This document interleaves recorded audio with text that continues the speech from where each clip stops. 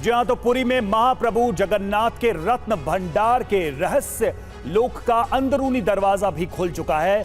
बाहरी के बाद भीतरी रत्न भंडार से क्या क्या मिला है, आपको इसका पूरा अंक गणित दिखाएंगे। साथ ही आपको यह भी दिखाएंगे कि क्या भगवान जगन्नाथ के मंदिर में कोई गुप्त रत्न भंडार भी है।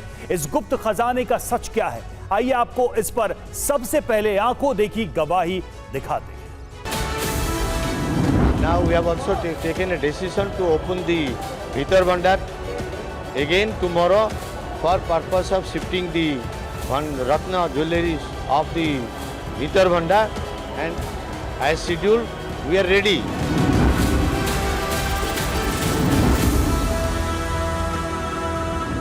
After the total clearance of both the outer and the inner Ratna Bhandar, the premises will be handed over to the Archaeological Survey of India to carry out complete repair and conservation work, because to our knowledge we have not carried out repair work of the Ratna Bhandara since many decades.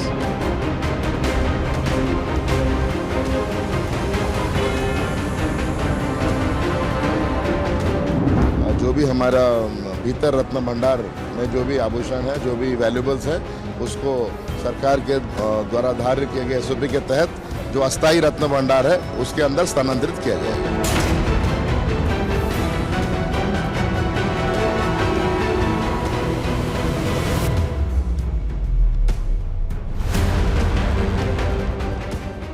घंटे के अंदर दूसरी बार भगवान जगन्नाथ का रत्न भंडार खुला तो एक बार फिर सोने, चांदी और हीरे जवाहरात का अकूत खजाना निकला। इसे देखकर पिछली बार की तरह इस बार भी हर किसी की आंखें चौंधिया गई। पहले 14 जुलाई को बाहरी रत्न भंडार खोला गया और फिर 18 जुलाई को अंदरूनी रत्न भंडार खोला गया। दोनों भंडारों से क्या क्या मिला, कितना खजाना निकला, आपको सब कुछ दिखाएंगे। अभी आप सबसे पहले उन्हें सुनिए जिनकी निगरानी में 4 दिन में दूसरी बार रत्न भंडार खोला गया। 9:51 बजे हमने मंदिर जो बाहर भंडार का खुलने का बंदोबस्त किया, चाबी खुल गया 9:51 को, और हमारे जो हम निष्पत्ति लिए थे, सरकार का जो एसओपी आया है उसके हिसाब से उसको अनुपालन करते हुए भीतर भंडार खोल के उसका एक एक अलमीरा हमने खुला। एक अलमीरा को 1 नंबर अलमीरा में शिफ्ट किया, 2 अलमीरा का 2 नंबर अलमीरा में शिफ्ट किया। हमने टोटल 4 अलमीरा, 3 संदूक वहाँ पे पाया। सबको हम खोल के एक एक करके एक एक अलमीरा में शिफ्ट किया।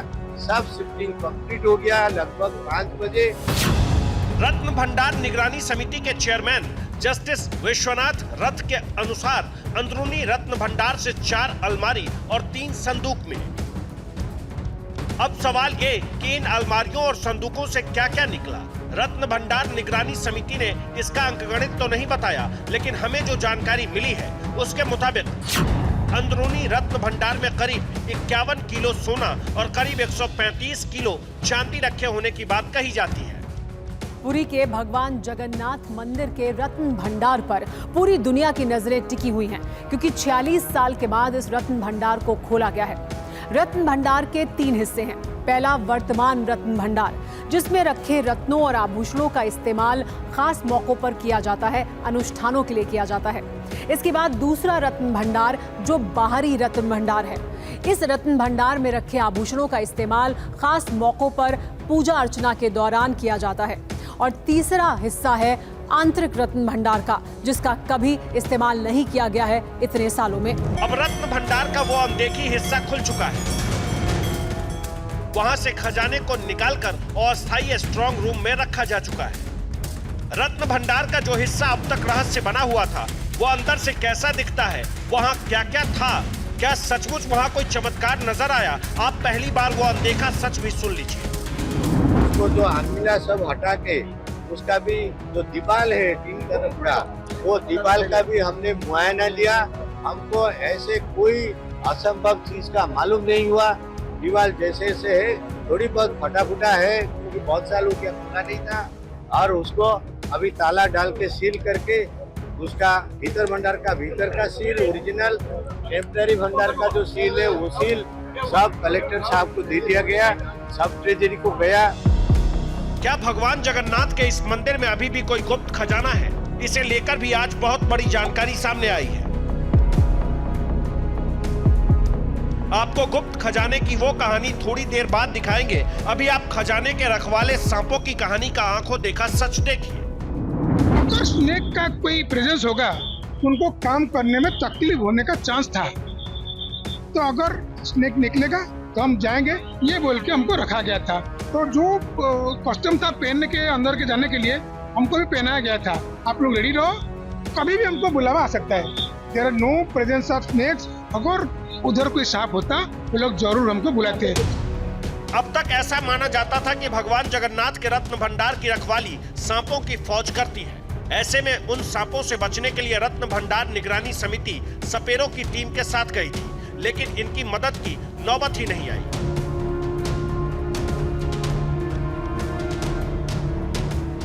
मंदिर के रत्न भंडार के अनदेखे और अंदरूनी हिस्से में 11 लोगों की टीम दाखिल हुई। शुभ मुहूर्त के अनुसार सुबह 9:51 का समय तय था।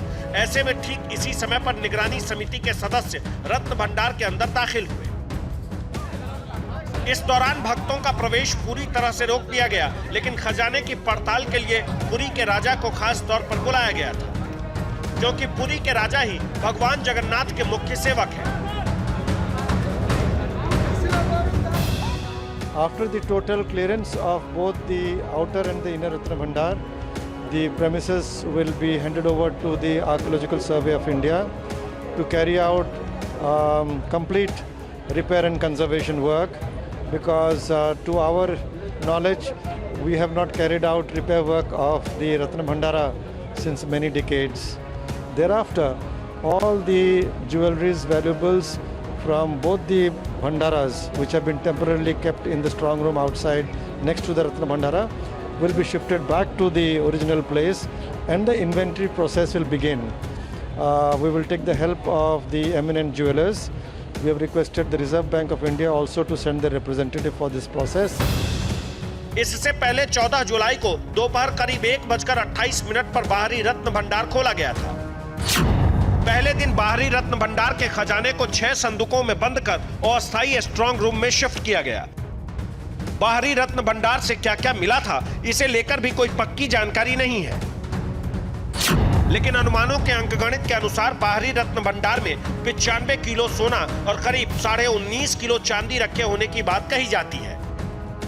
14 जुलाई को बाहरी रत्न भंडार में रखे गहनों और कीमती सामानों को मंदिर के अंदर अस्थायी स्ट्रांग रूम में रखने के बाद स्ट्रांग रूम को सील कर दिया गया। इसके बाद निगरानी समिति उसी दिन रत्न भंडार के अंदरूनी हिस्से में दाखिल हुई। अंदरूनी रत्न भंडार के दरवाजे पर 3 ताले लगे थे। जिला प्रशासन के पास मौजूद किसी चाबी से वो ताले नहीं खुले, तो उन तालों को तोड़ दिया गया। रत्न भंडार का दूसरा दरवाजा खुलते ही पुरी के एसपी पिनाक मिश्रा बेहोश भी हो गए। हालांकि इसका कारण पता नहीं चल सका। बाद में मंदिर परिसर में ही उनका इलाज किया गया। 14 जुलाई को ही अंदरूनी रत्न भंडार की अलमारियों और संदूकों में रखे सामानों का जायजा लिया गया। उस दिन निगरानी समिति ने इन सामानों को तुरंत यहां से नहीं हटाने का फैसला लिया, क्योंकि बीच में भगवान जगन्नाथ की बहुधा यात्रा और सुनवेशा अनुष्ठान का भी मुहूर्त था। ऐसे में बाद में अंदरूनी रत्न भंडार को खोलने का दिन 18 जुलाई तय किया गया।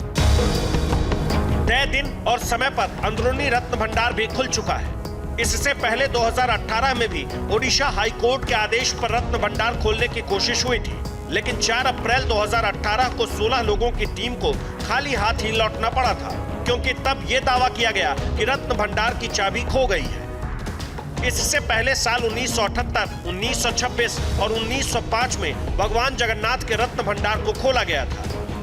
भगवान जगन्नाथ के रत्न भंडार की गुम चाबी 2024 के ओडिशा विधानसभा और लोकसभा चुनाव में भी बड़ा मुद्दा बना।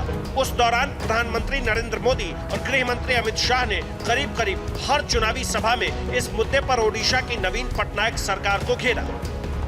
श्री जगन्नाथ मंदिर के श्री रत्न भंडार के गर्भगृह के आंतरिक कक्ष की चाबियां पिछले 6 साल से लापता है।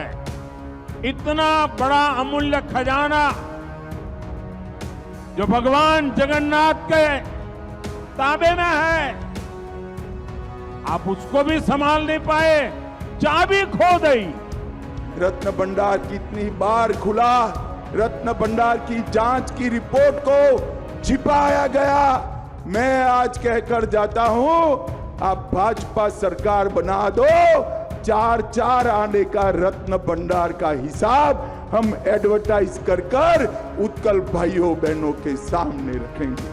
पूरे रत्न भंडार का valuation reserve bank of India से कर इसको सार्वजनिक किया जाएगा और हम जांच आयोग की रिपोर्ट को कुछ ही दिन में सार्वजनिक करेंगे।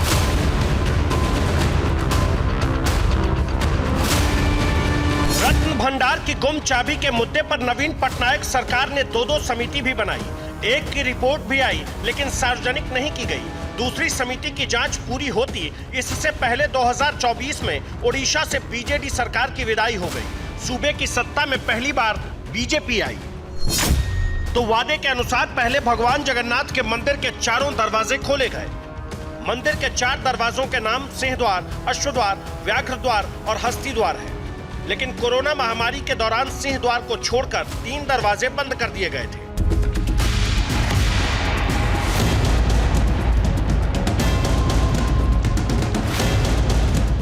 बीजेपी ने रत्न भंडार खोलने का भी वादा किया था, जिसे खोलकर ओडिशा की मोहन मांझी सरकार ने यह वादा भी पूरा कर दिया है।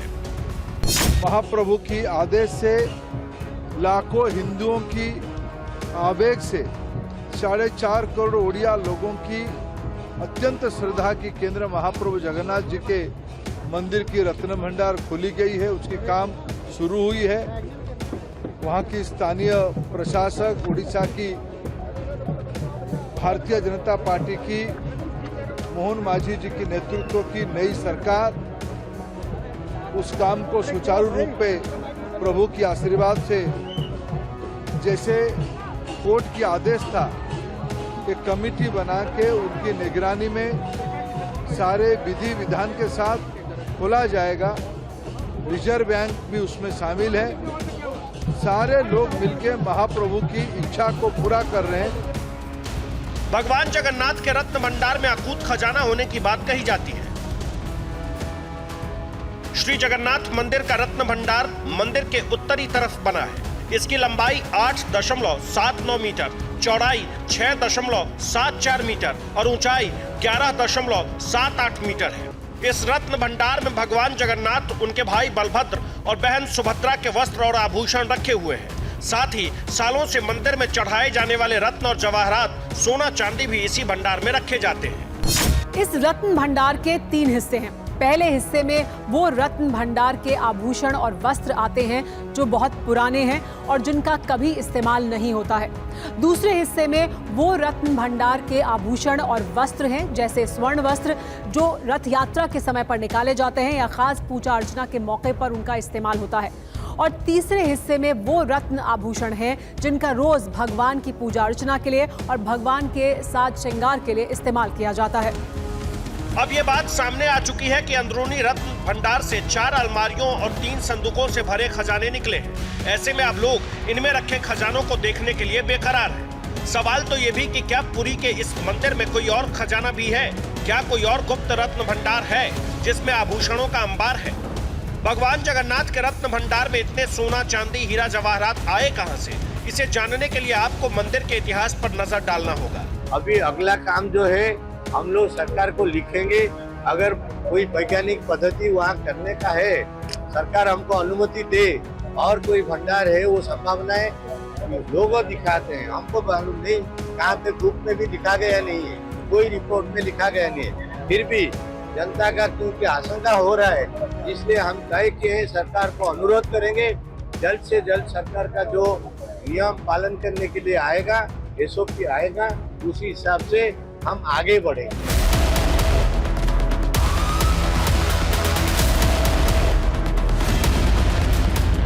12वीं सदी में कलिंग, जिसे हम आज ओडिशा के नाम से जानते हैं, तब यहाँ गंगा वंश के राजा अनंत वर्मन चौड़ गंगा का राज था। जगन्नाथ मंदिर का वर्तमान रूप इन्होंने ही बनवाया था। साथ ही मंदिर को सोने के हाथी, घोड़े, फर्नीचर, बर्तन, बहुमूल्य रत्न आदि दान दिए थे, जिसके चलते यह मंदिर 12वीं सदी से ही धन्य धान्य से भरा रहा। जगन्नाथ मंदिर के ऐतिहासिक दस्तावेज मदला पंजी के अनुसार राजा अनंग भीम देव ने श्री जगन्नाथ को लगभग 14.5 लाख ग्राम सोना दान में दिया था, जिनसे भगवान की मूर्तियों के आभूषण बनाए गए। इनके पुत्र और गंगा वंश के अगले राजा का नाम था नरसिंह देव। नरसिंह देव ने ही घोषणा की थी कि भगवान जगन्नाथ इनके साम्राज्य के असली राजा हैं और वो खुद उनके प्रतिनिधि हैं। गंगा वंश के बाद कलिंग पर सूर्यवंशी राजाओं का शासन शुरू हुआ। इन्हें गजपति के नाम से भी जाना जाता है। गजपति साम्राज्य की स्थापना राजा कपिलेंद्र देव ने की थी। राजा कपिलेंद्र के बारे में एक शिलालेख में जिक्र मिलता है कि दक्षिण के अभियान के बाद जब वो लौटे तो वो अपने साथ 16 हाथियों में लाद कर सोना लाए थे। यह सारा सोना उन्होंने श्री जगन्नाथ को दान कर दिया था। ऐसे में भगवान जगन्नाथ के रत्न भंडार में इतने रत्न जमा हो गए कि यह मंदिर आक्रांताओं के निशाने पर आ गया। भगवान जगन्नाथ के रत्न भंडार में इतने बेशकीमती रत्न और आभूषण थे कि इन्हें लूटने के लिए इतिहास में कई बार मंदिर पर हमले भी हुए। 15वीं से 18वीं सदी के बीच मंदिर पर कम से कम 15 भारी हमले हुए, जिनमें से आखिरी आक्रमण बंगाल के एक तत्कालीन सेनापति मोहम्मद तकी खान ने 1731 में किया था। मुगल बादशाह औरंगजेब के दौर में भी एक फरमान का जिक्र मिलता है, जिसमें औरंगजेब ने जगन्नाथ मंदिर को तोड़ने का आदेश दिया था। यह फरमान पूरा तो नहीं हुआ, लेकिन औरंगजेब की मृत्यु तक मंदिर को बंद रखना पड़ा था। इसके अलावा भी मंदिर पर आक्रमण की कई कोशिशें हुई। कई बार मूर्तियों को दूसरे स्थानों पर छिपाना पड़ा और रत्न भंडार को भी नुकसान हुआ। जो इतिहास हमें बताता है इसके रत्न भंडार की प्लंडरिंग लूट के बारे में, तो इसका पहला प्रमाण हमें 1647 में मिलता है, जब अमीर फातेह खान ने इस रत्न भंडार को पूरा का पूरा लूट लिया, जिसमें सोने, जवाहरात, कीमती पत्थर, मोतियां इत्यादि सब कुछ थे, और उसको लूट कर बंगाल ले गया। दूसरा जो रत्न भंडार को जब दूसरी बार लूटा गया, उसका प्रमाण हमें औरंगजेब के आक्रमण जो 1692 में हुआ था उस समय मिलता है, जब उसकी सेना मंदिर के अंदर प्रवेश कर गई और जो रत्न सिंहासन है प्रभु का, उस रत्न सिंहासन पर कब्जा कर लिया, और कुछ स्रोत कहते हैं कि उसे तोड़ भी डाला। अब आजाद भारत में भगवान जगन्नाथ का यह मंदिर हमारे सांस्कृतिक विरासत के सनातन प्रतीक के तौर पर मौजूद है, जिसका रत्न भंडार भारत के समृद्ध अतीत का अप्रतिम सबूत है। Bureau report, TV9 Bharatvarsh.